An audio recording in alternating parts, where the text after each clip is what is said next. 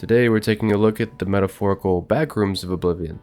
Among the many different console commands in the game, there's one called Center on Cell, which allows you to teleport to different areas in the game. While you could use this command to move to different places in the base game, there are also many areas in the game's files that can only be accessed by a cheeky bit of console teleportation. These test cells were usually intended for the developers of the game to test different things, and most of these cells are simply empty rooms. However, some of them are not, and contain unique NPCs and intriguing areas to explore. Our first one is the testing hall.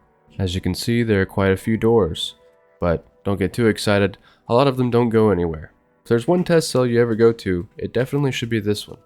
Here you can find all the armor, weapons, clothing, and other random crap that's present in the game, and equip any of it that you would like. I can see myself at a young 13 years old playing the original Oblivion and coming here to create the most ugly and overpowered character my mom's crappy PC could ever poorly render.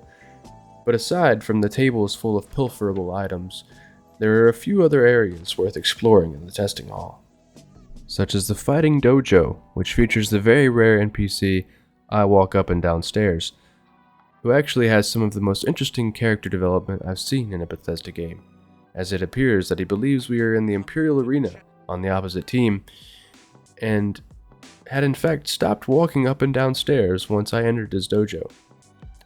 I assumed that this was an open invitation for an axe bashing, and acted accordingly. Hilariously, the other NPCs in the area were immediately down to take up the fight on my side. But no matter how bravely we fought, I Walk Up and Down Stairs simply refused to die, or even be injured for that matter. Seeing that I had unwittingly pitted an unstoppable force against an immovable object, I used the almighty power of the console to end the fight once and for all. Sadly, this killed all my honorable allies as well.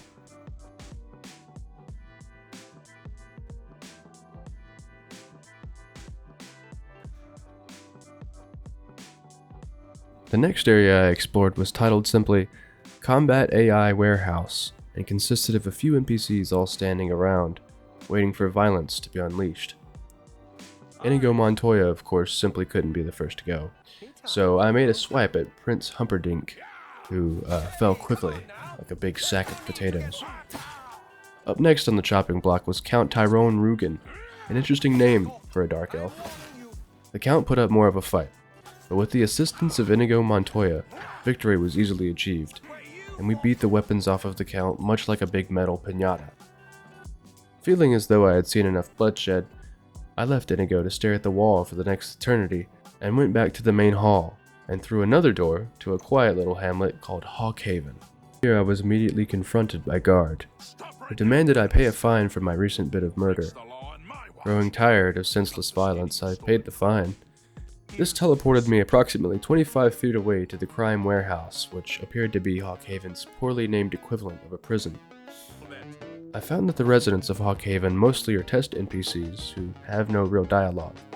The blacksmith, however, can be interacted with, and must have been created to test shopkeeper dialogue, as he has various choices that improve or tank his disposition towards you, depending on what you select. This has no real effect on gameplay, but hey, pressing funny buttons is nice. So feeling satisfied with my social experiment, I decided to explore the rest of Hawkhaven a little. Most of the houses in the area have been fitted with doors that have painted on doorknobs. The only building that can be accessed other than the prison is the trespassing warehouse, which I briefly entered. The rest of Hawkhaven is merely a lot of open space, which ends in a large area where many different creatures are brawling.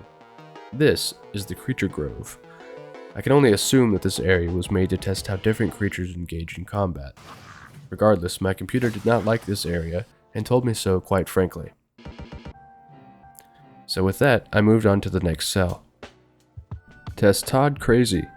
Before Todd Howard was well known as the executive overlord for Bethesda, and presumably before he also made some sort of pact with a demon or other nefarious entity to put out a string of legendary games at the cost of later releasing a bunch of not-so-great ones, Todd voiced an NPC in this odd test cell. Albin Coronus, a random guy who sits in a room full of books, axes, and random people in their underwear and expresses emotions upon request.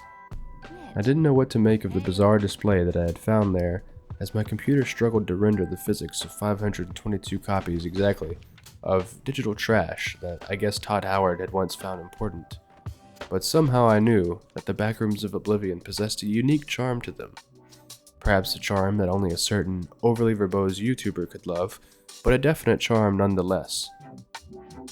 Which brings me to our next stop among the void of many dimensions. Guard Convo Test. This cell is the small interior of a farmhouse inhabited by 3 guards, all forced to engage in a meaningless conversation, merely unaware of their utter non-importance, their digital lives dangerously imperiled by my mere presence. And that's about all there is to that one. This area seems to be a crappy version of the Imperial Arena, with some NPCs in it. Here I was thrown into combat against Umaril, the big boss of the Knights of the Nine DLC. He nearly had me cornered until I was rescued by 2 friendly NPCs, both cosplaying as Templar Knights, and both named Bruce for some reason. After the Bruces and I casually walloped the demigod, I said goodbye to my new saviors and headed to the next cell. Test Cameron Cave. Still glowing with electricity from my last battle, I crept through Cameron's cave, whoever the hell Cameron is. Only thing of note in this one was a single Daedroth, who I gave the old left-right goodnight. Test M. Ryan. Officially named Mike's Test Cell of Madness. This one actually has a proper name in the test files. But apparently Mike wasn't that mad, because this is just a very basic dungeon. I took slight interest in the 2 chests full of gear labeled Conanly things and Thiefly stuff. Aside from that, I killed 1 spectral mudcrab. Test Ryan Ogre. Another test cell that's just a small tunnel. Also a liar, as there are no ogres in it. But there was a Daedroth who scared the hell out of me. So at this point in the video, I feel as though I should mention that not all the test cells are interior cells. There are exterior cells as well. One of the more interesting ones is called Bruma tests. Unfortunately, going here in the remastered version of Oblivion crashes the game, so I took the creative liberty of showing you what it looks like in the original one. This cell might look familiar to you if you've performed the infamous Frostcrag Spire glitch. Due to one of the cells from this area being reused when the Frostcrag DLC was added, in the original Oblivion, one could save their game in a certain location in Frostcrag Spire and then remove their DLC files from the game. Doing this let you load into this test cell, a cell that notably has an extremely overpowered mace in it, called the Mace of Doom. One could then simply fast travel back to their city of choice and wreak havoc on any living creature they so desired with their ill-gotten weapon. And with that, we've reached the end of our adventure through the backrooms of Oblivion, and somewhat fittingly, we ended up where it all began, in a cell that was used and abused by many enterprising game exploiters all those years ago. And as my character gracefully collapses into the ground, I know that our journey through Oblivion is over.